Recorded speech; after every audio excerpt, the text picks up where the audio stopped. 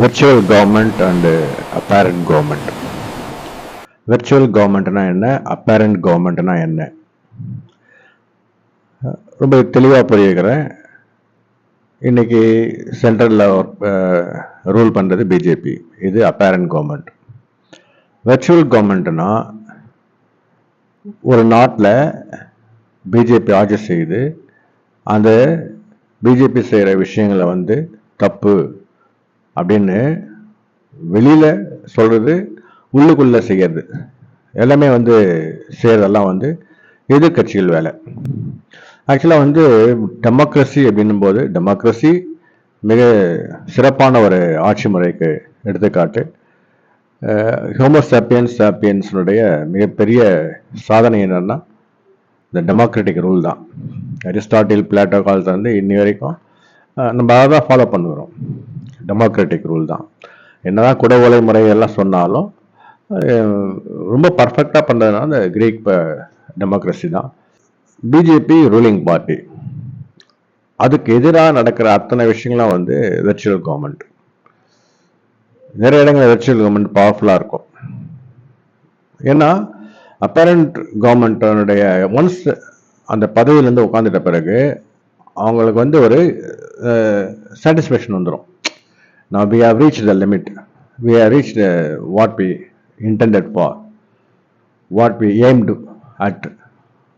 அப்படின்ன உடனே அவங்களோட செயல்படுற தன்மை நின்றுடும். பதவிக்கு வர வரைக்கும் போராடுவாங்க. எதிர்கட்சிகளை, காங்கிரஸ், அதை கம்யூனிஸ்ட் எல்லாத்தையும் தாக்கி பண்ணிட்டு ஆட்சிக்கு வந்த பிறகு செயல்படுறது அரசு இயந்திரம் மட்டும் செயல்படும். அதை நிர்வகிக்கிறது ஒரு சில அமைச்சர்கள். அப்படிதான் இருக்கும்.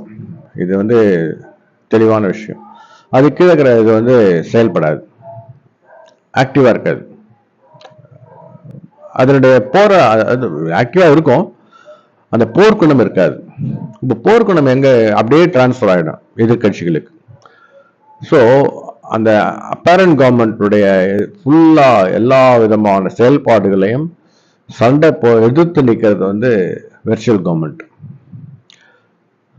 ஸோ ஃபர்ஸ்ட் கீழே லெவலில் இருக்கிறது அப்பேரண்ட் கவர்மெண்ட், அதுக்கு மேலே இருக்கிறது விர்ச்சுவல் கவர்மெண்ட், அதுக்கு மேலே ஒரு கவர்மெண்ட் இருக்கு, அது ஸ்பிரிச்சுவல் கவர்மெண்ட். ஸ்பிரிச்சுவல் கவர்மெண்ட்ன்றது இப்போ அதை பற்றி பார்க்க வேணாம். அப்பேரண்ட் கவர்மெண்ட், விர்ச்சுவல் கவர்மெண்ட் இரண்டு பற்றி பார்ப்போம். அப்பேரண்ட் கவர்மெண்ட்ன்றது நம்ம கண்ணுக்கு பார்க்கறது, கண்ணுக்கு தெரிஞ்சது. விர்ச்சுவல் கண்ணுக்கு தெரியாது. எதிர்கட்சிகள் செயல்பாடு எப்படி கண்ணுக்கு தெரியாமல் போகும் நீங்க கேட்கலாம். நான் அதை சொல்ல வரல. எதிர்கட்சிகள் செயல்பாடு எல்லாமே நல்லா தெரிஞ்ச விஷயம்தான். ரூலிங் பார்ட்டி என்ன செய்யணும், தப்பு செயல்னா தப்பு, செஞ்சா இது தப்பு, அது தப்பு, அப்புறமா திருடுறாங்க, ஊழல் பண்றாங்க, இதெல்லாம் சொல்றதா விர்ச்சுவல் கவர்மெண்ட்டுடைய கண்ணுக்கு தெரிஞ்சது. கண்ணுக்கு தெரியாதுன்னு ஒண்ணு இருக்கு. இது எப்படி எங்கன்னா ஒரு தனி நபர், ஒரு உதாரணத்துக்கு சுப்பிரமணிய சாமி எடுத்துப்போம். அவர் ஒரு பிழையான மனிதர் அப்படின்னு அரசியல்ல சொல்லுவாங்க. அரசியல்ல ஒரு பிழை, அரசியல் பிழைன்னு சொல்லுவாங்க. என்ன காரணம், அவர் அரசியல் தகுதி இல்லாதவர் கிடையாது, அல்ல பிழையான மனிதர் கிடையாது. அவர் உண்மையை சொல்லாம இருக்க தெரியாது. அவர் உண்மைகளை, தனக்கு தெரிஞ்ச உண்மைகளை பேசாம இருக்க முடியாது. எல்லாரும் சரி கட்டி போனோம் அப்படின்ற இது கிடையாது அவருக்கு. அவரை மாதிரியா சிந்தனையாளர்களை சமுதாயம், எந்த சமுதாயம், சர்வதேச சமுதாயம். ஏன்னா குளோபலைஸ் பண்ணணும்னா, ஒரு கண்ட்ரியை குளோபலைஸ் பண்ணணும்னா அது உள்ள இருக்கிற மக்களை அரசியல்வாதிகளை, ஆட்சியாளர்களை, சமுதாயவாதிகளை, அப்புறம் அந்த சமயவாதிகளை எல்லாரையும் குளோபல் இதுக்கு கொண்டு வரணும். அந்த உலக நீரோட்டத்தில், உலகம் ஒரு நாடு, ஒரு மக்கள், ஒரு கடவுள், அந்த நீரோட்டத்தை கொண்டு வரத்துக்காக செயல்படுகின்ற இது அதுக்கு இந்த மாதிரி சுப்பிரமணிய சாமி போன்ற ஆட்களை கவனிச்சுட்டே இருக்கும். அவங்களுக்கு எதனா பிரச்சனை வந்தா அங்கேருந்து இயங்கும். அது யாருக்குமே தெரியாது. நம்ம என்ன நினைப்போம், சுப்பிரமணிய சுவாமிக்கு ஆதரவாக ஏன்னா ஒரு சில விஷயம் நாட்டில் நடந்ததுன்னா அவர் செஞ்ச தப்பு தான். நிறைய சில விஷயம்லாம் தப்பு பண்ணியிருக்காரு.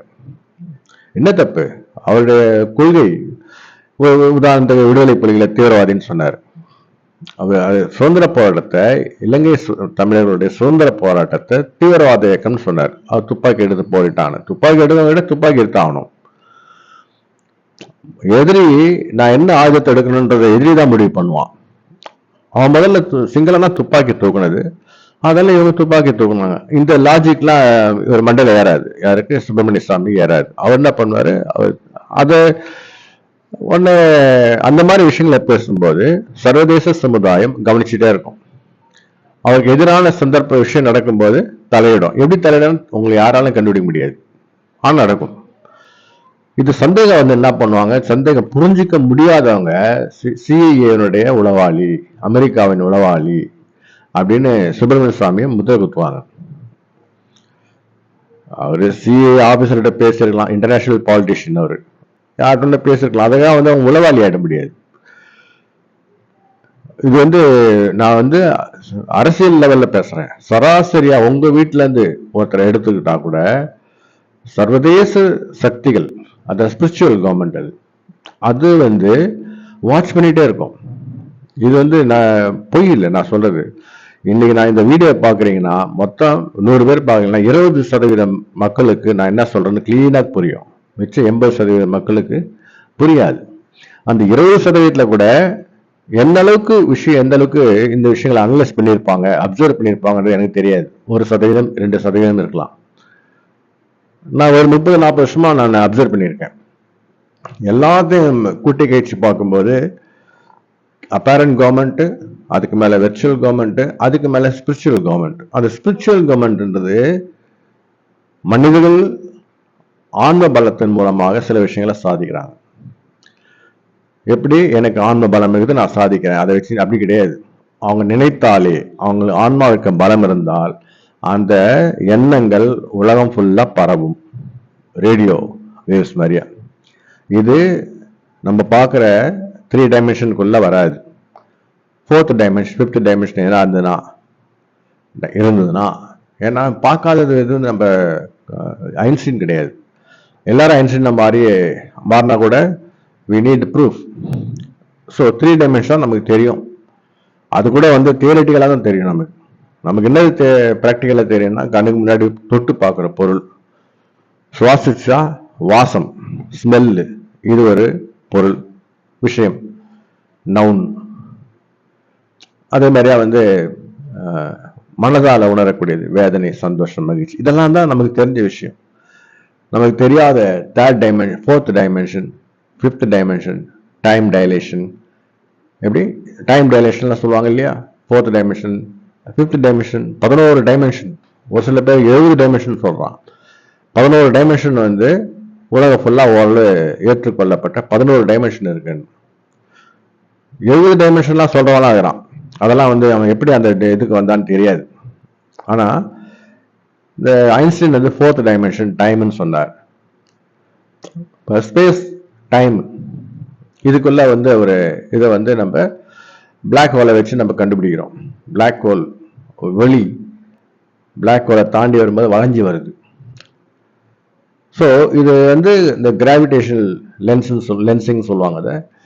ஸோ இந்த டைம் ஸ்பேஸ் இதெல்லாம் வந்து 4th டைமென்ஷன்ல ஒன்றுக்கு ஒன்று தொடர்புடையது அப்படின்னு இது ஓரளவு நம்ம புரிஞ்சிக்க முடியுது. ஏன்னா அந்த டைம், அந்த கிராவிடேஷனல் லென்சிங் சொல்றோம் இல்லையா, அதை வச்சு சொல்லும் போது ஐன்ஸ்டீன் சொன்னது 4th டைமென்ஷன் தட் எக்ஸிஸ்ட் அப்படின்னு நம்ம வந்து ஒரு கன்க்ளூஷன் வர முடியுது.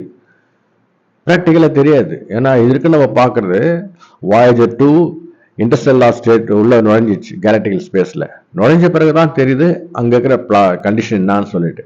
அதுக்கு நம்ம நினைச்சிருந்த கண்டிஷன்ஸ் வேற. ஆனா வாயேஜர் 2 நமக்கு அனுப்பிச்ச தகவல்கள் வந்து அங்க இருக்கிற பிளாஸ்மா கன்சிஸ்டன்சி அதை பற்றி சொல்லும்போது நமக்கு ஆச்சரியமா இருந்தது. இல்லை தெரியாம இருந்தது தெரிஞ்சுக்கிறோம் நம்ம. ஸோ நமக்கு தெரிஞ்சது சூரிய மண்டலத்துக்கு தாண்டி போனா வேக்கும், எம்டி ஸ்பேஸ், ஒரு ஸ்கொயர் மீட்டருக்குள்ள ஒரு ஆட்டம், அப்படிதான் டென்சிட்டி. இப்போதான் நமக்கு தெரிஞ்சு வச்சுருக்கிறோம். ஆனால் அதை தாண்டி வெளில போன உடனேயே இன்டர் கேலக்டிக்கல் ஸ்பேஸ்க்குள்ள நுழைஞ்ச உடனேயே பிளாஸ்மாவை எதிர்கொள்ள. அது இது வந்து நமக்கு தெரியாது. ஸோ நம்ம பார்க்கறது எதுவுமே வந்து டெம்பரரியாக தான் உண்மை, பர்மனண்டாக உண்மைன்னு சொல்ல முடியாது. நிறைய பேர் நிறைய விதமான இல்யூஷன்ஸ் சொல்லுவாங்க. நம்ம பார்க்கறதெல்லாம் வந்து கற்பனை. நம்ம மனித வாழ்க்கையை வந்து ஒரு சிமுலேஷன், குவாண்டம் சிமுலேஷன் மாதிரியா இப்பெல்லாம் சொல்றாங்க. இதெல்லாம் வந்து நமக்கு தியரிட்டிக்கலாக ஓகே, ப்ராக்டிக்கலாக வரணும். ஸோ ப்ராக்டிக்கலாக பார்க்கும்போது அப்பேரண்ட் கவர்மெண்ட் இயங்குது அப்படின்னு நினைக்கிறோம். ஆனால் அந்த இயக்கத்தை தடை செய்ய வைக்கிறது, தடை கொடுக்கறது, இயக்க விடாமல் தடுக்கிறதுக்காக வந்து வெர்ச்சுவல் கவர்மெண்ட். வெர்ச்சுவல் கவர்மெண்ட் நிறைய உண்டு.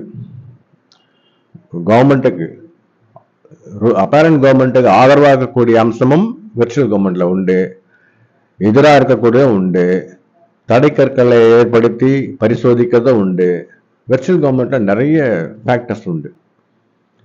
எதிர்கட்சிகள் எப்பவுமே வெர்ச்சுவல் கவர்மெண்ட் நினைச்சிடாதீங்க. எதிர்கட்சின்னு வந்துட்டா அது தடை விதிக்கிறதுக்கு தான் இருக்கும், தடை ஏற்படுத்துறதுக்கு மட்டும்தான் இருக்கும். மற்றபடி ஆக்கப்பூர்வமாக செய்யறது தனியாக சிலதெல்லாம் இருக்கும். இந்த மாதிரி தடைகள் ஏற்படுத்தினா அப்போ ஒருத்தன் பிஜேபியில் ஒருத்தன் வந்து ஊழல் குற்றவாளின்னு பேர் எடுத்துட்டான். அது அவன் ஊழல் குற்றவாளியா ஊழல் பண்ணவனா அப்படின்றத பண்றதுக்கு என்ன பண்றாங்க, ஒரு சிங் ஆபரேஷன் நடத்துறாங்க. சிங் ஆபரேஷன் யார் நடத்துறது? சிங் ஆபரேஷன் யார் நடத்துறது? எதிர்கட்சிகள். இதுக்கு வந்து அந்த அந்த விர்ச்சுவல் கவர்மெண்ட்ல ஆதரவான இதற்கு அப்பரண்ட் கவர்மெண்ட்டுக்கு ஆதரவான சக்திகள் இருக்குன்னு சொன்னா இல்லையா, அது பார்த்துட்டே இருக்கும். சரி, இந்த ஸ்டிங் ஆபரேஷனை உருவாக்குறது, இயக்கிறது எதிர்கட்சிகளாக இருந்தாலும் சில சமயங்களில் இந்த மாதிரி ஆதரவான சக்திகளோட இருக்கும். ஏன்னா அவனை பற்றி வெளி உலகத்துக்கு தெரிய வைக்கிறதுக்காக, அவன் எப்படிப்பட்டவன் வெளி உலகத்துக்கு தெரிய வைக்கிறதுக்காக அந்த ஸ்டிங் ஆபரேஷனை பண்ணுவாங்க. ஸோ அவன் பாஸ் ஆகிட்டான்னா இதுக்கு ப்ளஸ் பாயிண்ட் எது? வெர்ச்சுவல் கவர்மெண்ட்ல இருக்கிற சப்போர்ட்டிவ் ஃபேக்டர்ஸுக்கு. அதே சமயத்தில் ஒரு கல்ல ரெண்டு மாங்காய், எதிர்கட்சி வாயை அடைக்க முடியும், அதே சமயத்தில் ஆளுங்கட்சியில் இருக்கிற அந்த பர்டிகுலர் பார்ட்டி, அந்த பார்ட்டிக்கு பூஸ்ட் பண்ண முடியும். அந்த பார்ட்டிக்கு பூஸ்ட் பண்ணால் ரூலிங் பார்ட்டிக்கு பூஸ்ட் பண்ண மாதிரியா. ஸோ இந்த மாதிரி ஸ்டிங் ஆப்ரேஷனை செய்யறது எதிர்கட்சியில் மட்டும் இல்லை, ஆளுங்கட்சியை சேர்ந்த ஒரு சில, அதெல்லாம் வந்து திரைமறைவில் யாருக்கும் தெரியாது. இது மாதிரி நிறைய உண்டு. இந்த வெர்ச்சுவல் கவர்மெண்ட்ல வந்து மதவாத சக்திகள், அப்புறம் தீவிரவாத சக்திகள் எல்லாம் சேர்ந்து இயங்கும். இதைத்தான் நம்ம வந்து நம்ம பார்க்க போகிறோம். இது எப்படி இயங்குது ஒவ்வொன்றும். இது வந்து தோராயமான ஐடியா கொடுத்தேன். ஸ்பிரிச்சுவல் கவர்மெண்ட்டை பற்றி இப்போ பேச முடியாது, ஏன்னா அது வந்து அட்வான்ஸ்டு. ஓகேங்களா? ஸோ நீங்கள் பார்க்குறது வந்து எப்பவுமே வந்து உண்மை இல்லை. இப்போ பிஜேபி இங்கே திமுக இங்கே ஆட்சி செய்யுது. திமுக வந்து என்ன வந்து மதவாதத்துக்கு எதிரானது, மதத்துக்கு எதிரானது, கடவுள் மறுப்பாளர்கள் இப்படின்னு. ஆனால் இங்கே இந்த ஸ்டேட் உள்ள அப்படியா இருக்குது? எல்லாம் தான் சாமி கும்பிட்றோம். 1-2 தான் வந்து இடவடமாக நடக்குது. அது வந்து ஏன் அப்படி நடக்குது? திமுக எதிரான சக்திகள் இயங்கும் போது அது மேலே கோபப்பட்டு இயங்குது. திமுக என்ன பண்ணுது? மதத்துக்கு கட்டுப்பாடுகள் விதிக்குது, ஏதோ ஒரு இடத்துல தடையை ஏற்படுத்துது. ஏன்னா அதற்கு தடை இவர்கள் ஏற்படுத்துகிறார்கள், அதனால் இவர்களுக்கு அவர்கள் தடை ஏற்படுத்துகிறார்கள். அதுக்காக வந்து திமுக இருக்கிறவங்க யாருமே, எல்லாருமே மத எதிர்ப்பாளர்கள் அல்லது கடவுள் மறுப்பாளர்கள் சொல்லவே முடியாது. எல்லாருக்குமே தெரிஞ்ச விஷயம். முதல்வருடைய மனைவி கோயிலுக்கு போறாங்க, முதல்வர் தான் சாமி கும்பிட்றதில்ல, மற்றும் அவர் மனைவி கோயிலுக்கு போறாங்க, அவருடைய மருமகள் கிறிஸ்துவர், இது மாதிரி சொல்றாங்க இல்லையா? நம்ம பார்த்துருக்கோம், நம்ம எல்லாருமே தெரிஞ்ச விஷயம் அது. ஸோ இது வந்து அவர் வந்து கடவுள் மறுப்பாளராக இருந்தாலும் இங்கே கடவுள் நம்பிக்கை உள்ளவர்கள் தடைகளை ஏற்படுத்துகிறார்கள் கடவுள் மறுப்பாளருக்கு. இந்த தடைகள் வந்து பல பரிணாமங்களில் வெளியே வருது. எப்படி ஒரு படத்தில் சொல்லுவாங்க பார்த்தீங்களா? அதே மாதிரி தான் நான் சொன்னேன். விவேக்கும் அவங்க பேசுகிறாங்க, யார் அந்த என்னது சதுரங்க வேட்டையா, அதில் சொல்கிற மாதிரி வசனம் போல் நீங்கள் நினைக்காதீங்க, சீரியஸாக சொல்கிறேன். உதாரணத்துக்கு இன்னைக்கு ஸ்டேட்டில் டிஎம்கே பாலியல் குற்றச்சாட்டுகள் பயங்கரமாக நடக்குதுன்னு எல்லாம் சொல்கிறாங்க. இது காரணம் திமுக எப்படி ஆகும்? திமுக வந்து பாலியல் அடக்கி வைக்கிறாங்களா? பாலியல் உணர்வுகளை அடக்கி வைக்கிறாங்களா? கடவுள் மறுப்பாளர்கள் மாதிரியா பாலியல் உணர்வுகளை அடக்கி அடக்கி ஆள்பவர்கள், மனிதர்கள் யாரும் பால் உணர்வு இருக்கக்கூடாது அப்படின்னு அவங்க நினைக்கிறாங்களா? சாமி கும்பிடக்கூடாது, எல்லாம் சாமி கும்பிட்றாங்க. அப்போ எல்லா இடத்துலையும் அதே, அதாவது இப்படி செஞ்சால் இப்படி நடக்குது, இப்போ இப்படி நடக்குதுன்னா காரணம் இப்படி செய்கிறாங்க அப்படின்னு நம்ம சொல்கிறோம். அப்போ பாலியல் குற்றங்கள் நடக்குதுன்னா அதுக்கு காரணம் டிஎம்கே அப்படின்னு வந்து மற்ற குற்றச்சாட்டுகள். ஸோ இந்த செயல், இந்த ஆக்ஷன், இந்த தாட்டு, அதோடைய ஆக்ஷன் பார்க்கும்போது பாலியல் குற்றம் நடக்குதுன்னா பாலியல் உணர்வுகளை அடக்கி வைக்கிறாங்க அப்படின்னு அர்த்தமாகுது திமுக. கேட்டுங்களா? இது உண்மைதான். எங்கேயோ ஒரு சில பேர் அடக்கிறது அந்த மாவட்ட அந்த மாநிலத்தை அடக்கிற மாதிரி அர்த்தமாயிடுது. நீ என்ன மட்டும் தானே அடக்கிற அப்படின்னு அவன் நினைக்கிறான் இல்லையா? என்ன அடக்கிற, ஆனால் யாருக்கும் தெரியாது. என்னை அடக்கி ஒடுக்க வைக்க நினைக்கிற, ஆனால் யாருக்கும் தெரியாது. இந்த மாநிலத்தை நீ அடக்கி ஒடுக்கிற மாதிரி ஆக்கிறேன் பார் அப்படின்னு அவன் நினைச்சான்னா என்ன ஆகும்? அந்த மாநிலம் ஃபுல்லாகவே வந்து அவனுக்கு என்ன நிகழ்ந்ததோ அதே அந்த மாநிலத்துக்கு உள்ள மக்களுக்கு நிகழும் பொழுது மக்கள் வந்து என்ன பண்ணுவான், இவன் வந்து அடங்கி ஒடுங்கி போயிடுறான். எல்லாரும் அப்படி அடங்கி ஒடுங்கி போக மாட்டாங்க, ஒவ்வொருத்தரும் ஒரு மாதிரி இயங்குவாங்க, அந்த எதிர்ப்புகளை காமிப்பாங்க. அங்கே வந்து அந்த அடக்கி வைத்தலேருந்து உடைத்து கொண்டு வெள்ளமாய் வெளியேறும் அந்த உணர்வு. ஒவ்வொருத்தரும் ஒவ்வொரு மாதிரி அதை தீர்க்கத்துக்கு முயற்சி பண்ணுவாங்க, குற்றங்கள். ஸோ இப்போ திமுகன்றது ஒரு குற்றத்துக்கு ஒரு சோர்ஸ் ஆயிடுச்சு. ஆனால் டைரக்டாக வந்து எந்த குற்றத்துக்கும் அது பொறுப்பு இல்லை. எங்கேயோ ஒருவனை, எங்கேயோ ஒரு சில பேரை அது அடக்கி ஒடுக்கி வைக்க பார்த்தது. அதனுடைய விளைவுகள் வந்து அந்த மாநிலம் ஆட்சி செய்யும் போது திருப்பி இதைத்தான் கர்மான்னு சொல்றது. எங்கேயோ நீ ஒருத்தனுக்கு பண்ணா எங்க 10 பேர் வந்து உன்னை எதிர்ப்பான், இது கர்மான்னு சொல்றது. கர்மா இப்படிதான் எல்லா இடத்துலயும் கர்மா இயங்கிடாது. அது நம்பவே நம்பாதீங்க. கர்மான்றது 3 தலைமுறை கழிச்சா இயங்கும். இன்னைக்கு நான் நல்லது செஞ்சிருப்பேன், ஆனா கெட்டது பேர் வந்திருக்கும். அது 3 தலைமுறை கழிச்சா எனக்கு நல்ல பேர் வரும். அது வேஸ்ட் தானே. இன்னைக்கு செஞ்சது இன்னைக்கு நான் ஒரு 10 ரூபா பிசினஸ்ல போடுறேன், எனக்கு 12 ரூபா வரணும். இன்னைக்கு 3 தலைமுறை கழிச்சு எனக்கு வந்ததுன்னா எனக்கு என்ன பிரயோஜனம்? 3 தலைமுறை இருக்குமா என்னன்னு தெரியாது.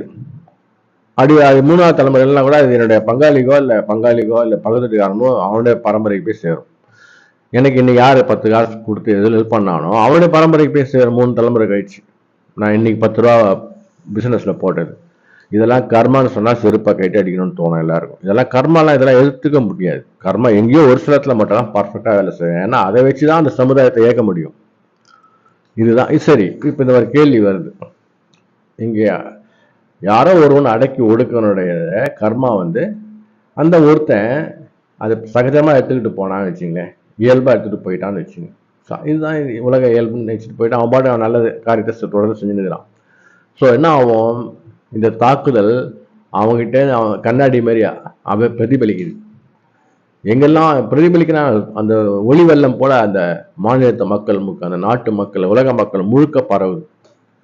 ஸோ அத்தனை பேர் அந்த வினை அந்த செயல் இருக்க இந்த ஒடுக்கி வைக்கணும்னு நினைக்கிறது போய் பாதிப்படையும், எல்லாரும் பாதிப்படைகிறாங்க. ஸோ எங்க எவன் சோர்ஸு?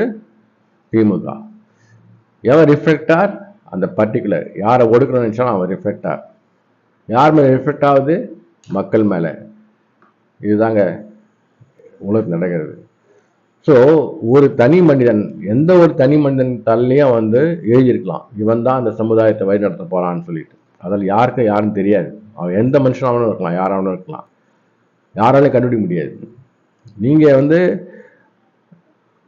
ஒரு அதுதான் வந்து இந்த அரிஸ்டாட்டில், பிளேட்டோ, சாக்ரட்டிஸ் இவங்கெல்லாம் வந்து அந்த காலத்தில் சொன்னதுக்கான டெமோக்ரஸினா என்னன்னா எல்லாருக்கும் வந்து ஒரு எல்லாரும் ஈக்குவாலிட்டி, ஃப்ராட்டர்னிட்டி, இதை சொல்ல ஈக்குவானிமிட்டி. இது மாதிரி நடக்கிறதுக்கு ஒரு குறிப்பிட்ட ஒரு கட்சியோ ஒரு இயக்கமோ ஒரு மக்கள் இன பிரிவோ மூடத்தனத்துக்கு அடிமையாயிட்டா அதால அது கர்மா திரும்பி வந்து அடிக்கும். இது மாதிரி திமுக ஒரு காலத்தில் யாராவது ஒருத்தனை அடக்கி ஒடுக்கிருக்கலாம், அல்லது வந்து காங்கிரஸோ இல்லை பிஜேபியோ ஹிந்துத்வாவோ இஸ்லாமோ கிறித்தவமோ யாராவது ஒருத்தனை அடக்கி ஒடுக்கிருக்கலாம். அதனுடைய கர்மா என்ன ஆகுது, அவன் சைலண்டா பெருசா எடுத்துக்காம போயிருந்துருக்கலாம். இதெல்லாம் யாரு பார்த்து இதெல்லாம் வந்து சூப்பர்வைஸ் பண்றது அப்படின்னு ஒரு கேள்வி வரும். அந்த கேள்வி எனக்கு வந்து ஒரு 4 வருஷத்துக்கு முன்னாடி எல்லாம் ஓரளவு புரிய ஆரம்பிச்சு. 4 வருஷத்துக்கு முன்னாடி இப்ப யாரு அதை சூப்பர்வைஸ் பண்றது இந்த உலகத்தை? இதுதான் திமுக பண்ணுச்சு, இதுதான் வந்து பிஜேபி பண்ணுச்சு, இதுதான் இஸ்லாம் பண்ணுச்சு மக்களுக்கு. ஏன் இஸ்லாம் வந்து பவர்ஃபுல் ஆகுது அப்படின்ற ஒரு கேள்வி வந்தது உலகம் ஃபுல்லா. அதுக்கப்புறம் பார்ப்போம். இதுக்கு வர நான் somebody has been supervising the activities of the people. அந்த ஒரு பர்சனை நாமினேட் பண்றது. ஒரு பர்சன்னா அந்த ஃபேமிலி அந்த ஹையரார்கி, அந்த 4-5 ஜென்ரேஷன் இதை அப்படியே வாட்ச் பண்ணே வர்றது. எந்த அளவுக்கு வந்து சமுதாயத்தை அவங்களுக்கு வந்து மடர் போட்டுனே இருக்குது, எப்படி கேட்டு போட்டுனே இருக்குது, அவங்கள வாழ விடாம கேட் போட்டுனே இருக்குது. அது மீறி வந்தா அப்ப எப்பெல்லாம் இதெல்லாம் வந்து அந்த குறிப்பிட்ட ஃபேமிலியோ அந்த குறிப்பிட்ட நபர்களோ மீறி வரும்போது அந்த தடை போட்டவனை காலி பண்ணணும். இதுதான் வந்து இந்த சூப்பர்வைசிங் ஃபோர்ஸனுடைய வேலையே. இது இன்னைக்கு நேத்தா நடக்கிறது இல்லைங்க, பல நூற்றுக்கணக்கான வருடங்களாக நடந்துனுக்குது. ஸோ அப்போதான் வந்து கடவுள்ன்றதை பற்றி நான் வந்து ஒரு முடிவுக்கே வரத்துக்கு இதை அப்சர்வ் பண்ணும்போது தான் வந்து நான் ஒரு முடிவுக்கு வர வேண்டியது போச்சு. நீங்கள் நினைக்கிற மாதிரி ராமனோ கிருஷ்ணனோ ஜீசஸோ அல்லது கர்த்தரோ, ஜீசஸ் இல்லை கர்த்தர், அப்புறம் அல்லாஹ், இவங்கெல்லாம் கடவுள் கிடையாது. யாருமே கடவுள் இல்லை. சிவனோ விஷ்ணு இவங்கெல்லாம் கடவுள் கிடையாது. அதாவது நீங்கள் இந்த இஸ்லாம் கிறிஸ்டியானிசம் எடுத்துக்கிட்டா கடவுளுக்கு உருவம் கிடையாது. அவங்கள பொறுத்த வரைக்கும் கடவுள் தூதர்களுக்கு உருவாகுது, நபிக்கு உருவாகுது, ஜீசஸுக்கு உருவாகுது, கடவுள் தூதரா மெசையா இவங்களுக்கெல்லாம் அது உருவாகுது. ஆனால் கடவுளுக்கு உருவம் இல்லை. ஆனால் நம்ம கடவுளுக்கு உருவம் வச்சிருக்கோம். சிவன், மகாவிஷ்ணு, பிரம்மா, 3 பிரிச்சிட்டோம்.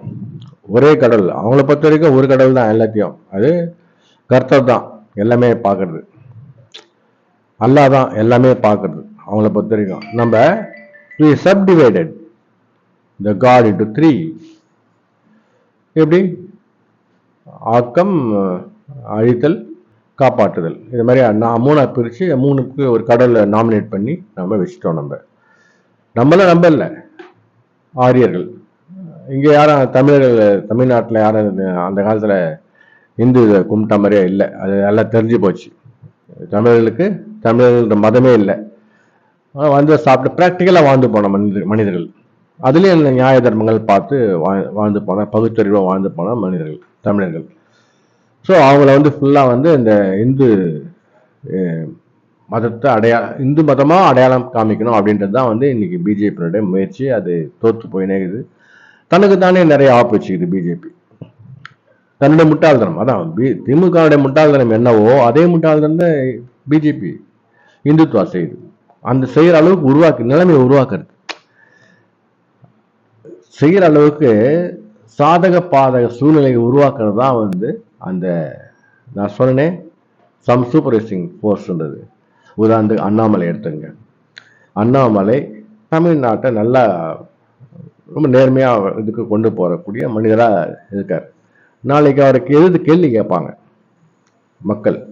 அதெல்லாம் அவர் அந்த கான்சியஸ்னஸ் உண்டு. நம்மளே கேள்வி கேட்பாங்க நாளைக்கு தப்பு பண்ணா ஆட்சிக்கு வந்துட்டா. அந்த அந்த மாதிரி மனிதர்களை வந்து எந்த கட்சிக்காரனும் ஏற்றுக்காது. ஏன்னா வளைஞ்சு குத்து போனா ஏற்றுக்கும். பிஜேபிக்காரன் நிறைய தப்பு பண்ணுவான். எங்க எல்லா மாநிலத்திலையும் காங்கிரஸ்காரன் தப்பு பண்ணுவான், கம்யூனிஸ்ட்காரனுக்கு கூட தப்பு பண்ணுறது வாய்ப்பு இருக்குது. ஆனால் வளைஞ்சு குத்து போனாதான் வந்து நானும் வாழ முடியும் அவனை வாழ முடியும் அப்படின்றதான் வந்து அரசியல் கட்சிகளுடைய இது. பிஜேபி பொறுத்த வரைக்கும் எல்லா மாநிலத்திலையும் பிஜேபி கொடி பறக்கணுன்றது அவருடைய ஒரே ஒரு தீராத ஆசை. ஏன்னா வாஜ்பாய் சொல்லிட்டார் அதை வந்து நிறைவேற்றி காமிக்கணும் அப்படின்னு. அவர் வந்து சொன்னார் பிஜேபி கொடி பறக்கலையா? அப்ப தமிழ்நாட்டில் எத்தனை இடத்துல பிஜேபி கொடி பறக்குது? அதுதான் அவர் சொன்னார்.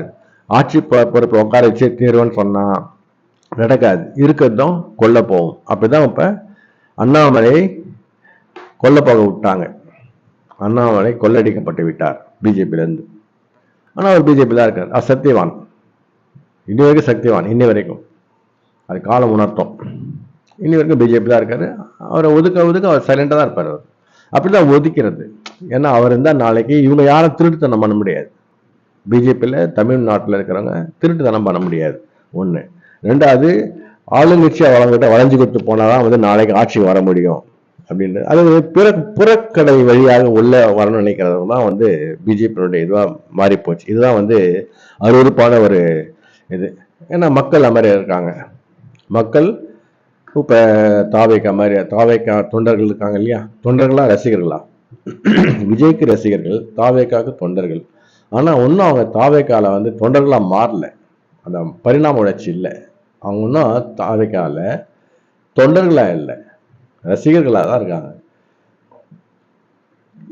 ஒரு 5 வயசு குழந்தை ரஜினி படத்தை பார்த்தா சின்ன வயசில், நான் 10 வயசு பசங்களாம் வந்து ரொம்ப பிடிக்கும். அன்புள்ள ரஜினிகாந்த் அந்த படம்லாம் வரும்போது குழந்தைங்களுக்கு ரஜினிகாந்த் ரொம்ப பிடிக்கும். இளைஞர்களுக்கு கமலஹாசனை பிடிக்கும். இன்னி வரைக்கும் குழந்தைங்களுக்கு ரஜினிகாந்த் படம்லாம் பிடிக்கும். ஏன்னா அவருடைய நடிப்பு அது மாதிரியா குழந்தைகளை கவர்ற மாதிரியா.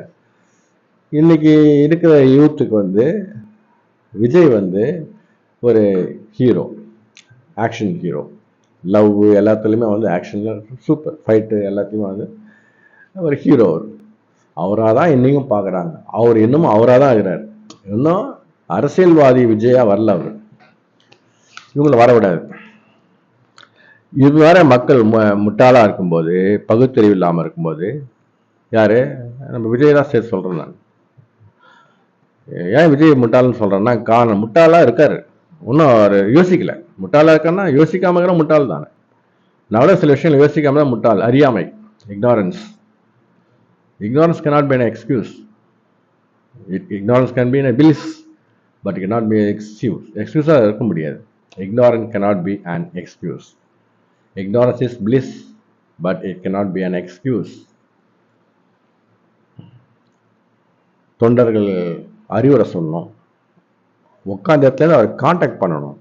இன்னைக்கு ஊருவா போய் மேடை போட்டு அவருக்கு தொண்டர்களுக்கு ரசிகர்களுக்கு வந்து ரசிகர்கள் தொண்டர்களாக மாற்ற வேண்டிய அவசியம் இல்லை. உட்காந்த இடத்துல வீடியோ போட்டே இருக்கலாம். அவர் டெய்லி போட்டு பேசினே இருக்கலாம். தொண்டர்கள்கிட்ட டைரெக்டாக ரசிகர்கள்ட்ட பேசி கொஞ்சம் கொஞ்சமாக அவங்கள வந்து பக்குவப்படுத்தணும். இன்னும் அவர் வந்து அதை பற்றி யோசனையே தெரியல அவருக்கு. அதாவது பிளானே இல்லாமல் அரசியல் கட்சி ஆரம்பித்தவர். எந்த பிளானும் கிடையாது அவருக்கு உண்மையிலே எந்த பிளானும் கிடையாதுங்க.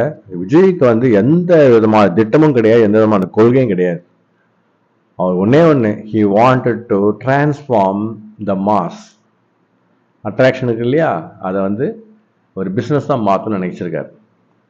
அரசியல் கட்சியாக மாற்ற நினைச்சா he would have started educating his followers. அந்த பர்டிகுலராக அந்த ரசிகர்களை வந்து அரசியல் தொண்டர்கள்லாம் மாற்றத்துக்கு முயற்சி ஆரம்பத்திலே எடுத்துருக்கணும். அவர் இதுதான் வந்து கரெக்டான பாலிட்டிஷியனுடைய ஒரு ஐடியல் பாலிட்டிஷியனாக பண்ணுவான். தன்னை யார் தன்கிட்ட வராலும் அவங்களாம் வந்து வழி பார்த்தோம்.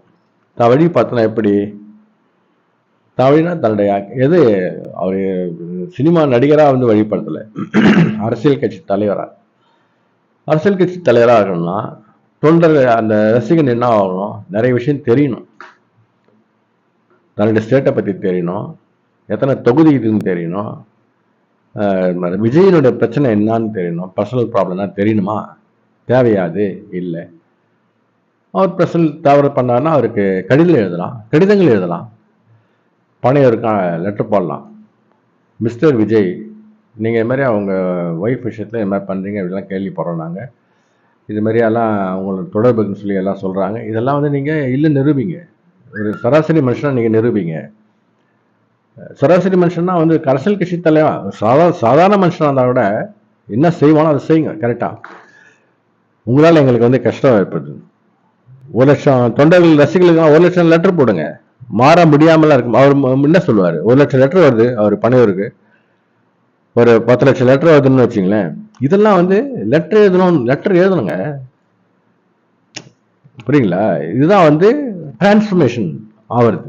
ரசிகனாக இருந்து தொண்டனாக மாறுறது. அவர் ரசிகனாகவே வச்சிருக்க பார்க்குறாரு. அப்போதான் வந்து கைத்தட்டு கிடைக்கும். நம்ம என்ன பேசணும், கைத்தட்டு கிடைக்கும். ரொம்ப ரொம்ப க்ரூடாக இருக்கார். பக்குவப்படாத, பண்படாத, அன்கல்ச்சர்டு, அன்சிவிலைஸ்டு. சிவிலைஸ்னா உடனே பேண்ட் ஷர்ட் போட்டுக்காரு அவருன்னு சொல்லக்கூடாது. நான் சொல்ல வர்றது இதுதான். அரசியல் நாகரிகம். சாதாரண நாகரிகமாக அவருக்கு தெரியுமா நான் தெரியல. ஏன்னா அவர் செய்யறதெல்லாம் அவர் மடத்தனமாக சில விஷயம் செய்கிறார். இதுலேருந்து என்ன தெரியுது, அவர் அரசியல் கட்சி ஆரம்பிக்கிறதுக்கு தகுதி இல்லாத மனிதராக இருக்கார். சிந்தனை பொறுத்த வரைக்கும் கொள்கையே இல்லாத மனுஷன் எப்படி தகுதி வந்துடும்? கொள்கை உள்ள மனுஷனா இந்நேரம் அந்த அரசியல் அந்த ரசிகர்களை இந்நேரம் தொண்டர்களாக மாற்றிருப்பார். இன்னும் ரசிகர்களாக இருக்காங்க. ஸோ இதெல்லாம் இன்னும் சில ஸ்பிரிச்சுவல் உண்மையெல்லாம் சொன்னால் நீங்கள் நம்ப மாட்டீங்க. விஜய் வெற்றி பெறக்கூடாது என்பதற்காகவே அவர் முட்டாளாக்கியிருக்கு ஒரு சில சக்திகள். வெர்ச்சுவல் கவர்மெண்ட் சொன்னோம் பார்த்தீங்களா, அந்த வெர்ச்சுவல் கவர்மெண்ட்ல உள்ள சக்திகள் அவர் புத்திசாலியாக சாதிச்சிட்டார்னா இவங்க பருப்பு வேகாது, இவங்களால பிழைக்க முடியாது. அந்த வெர்ச்சுவல் கவர்மெண்ட்ல இருக்கிறது சில சக்திகள் அதை என்ன பண்ணிச்சு, அவர் முட்டாளாகிடுச்சு. அவரு முட்டாளாயிட்டார், டோட்டலாக முட்டாளாக. இது வரைக்கும் இன்னும் வரைக்கும் நாளைக்கு நேற்று பேசின பேச்சில் கொஞ்சம் ஒரு 1% கொஞ்சம் தெளிவு இருக்க மாதிரி தெரியுது. இந்த எலெக்ஷன் வரதுக்குள்ள தெளிவு அடைஞ்சிருவாரு ஓரளவு. ஆனால் எலெக்ஷன் நிற்க ஜெயிக்க முடியாது, அது அடுத்த விஷயம். அது 4 வருஷம் கழிச்சு அது ஜெயிக்கிறதுக்கு வாய்ப்பு. ஒரு 10 சீட்டு 20 சீட் இதே மாதிரி லெவலில் டெவலப் பண்ணி போனால் 10 சீட் உட்காந்து 2 நாள் 3 நாள் என்ன செய்யணும்னு பிளான் போட்டு பக்கத்தில் தனக்கு சாதகமான ஆளை தான் வைக்கணும். தனக்கு சாதகமானா தான் செய்கிற தப்புகள்லாம் மூடி மறைச்சி அந்த மாதிரி ஆளெல்லாம் பக்கத்தில் வச்சுக்கூடாது. தன்னை கண்டிக்கிற, தன்னை எதிர்த்து நிற்கக்கூடிய ஆளை தான் பக்கத்தில் வைக்கணும். அரசியல் தலைவர்னா அப்படிதான் இருக்கணும். கலைஞர் எல்லாரும் தான் கூட வச்சிருந்தார். எல்லார்கிட்ட அவருக்கு உண்மைகள் கிடைக்கும். எல்லார்கிட்ட அவர் ஆட்சி முறையை கற்றுன்னு இருக்கிறார் கலைஞர். கருணாநிதி சாதாரண ஆள் இல்லை. அதனால தான் அவர் கட்சிக்கு நல்ல மாதிரி இருந்து போனார். அதனால தான் இல்லை, அது ஒரு காரணம். he learned from everyone. அந்த பக்குவம் ஈகோ இருந்தால் வராது. விஜய்க்கு நிறைய ஈகோ இருக்கு. அந்த ஈகோ சிவிலைஸ் ஆகணும், கல்ச்சர் ஆகணும். It will take time. சரி, அது விடுங்க. ஸோ இது பார்த்தாங்க, விர்ச்சுவல் கவர்மெண்ட்ல நிறைய சக்திகள், கண்ணுக்கு தெரியாத சக்திகள். அந்த ஒரு சில சக்திகள், ஏன் ஒரு சில நபராக கூட இருக்கலாம். ஒரு நபர் உலகத்தால பாதிக்கப்பட்டார்னா அந்த அவருடைய மன பலம் இருக்கு பார்த்தீங்களா, அந்த உலகத்தை தண்டிக்கும். இப்படி இதுக்கு அதுக்கும் எப்படி நீங்க முடிச்சு போடுறீங்க அப்படின்னு அடுத்த வீடியோல பார்ப்போம்.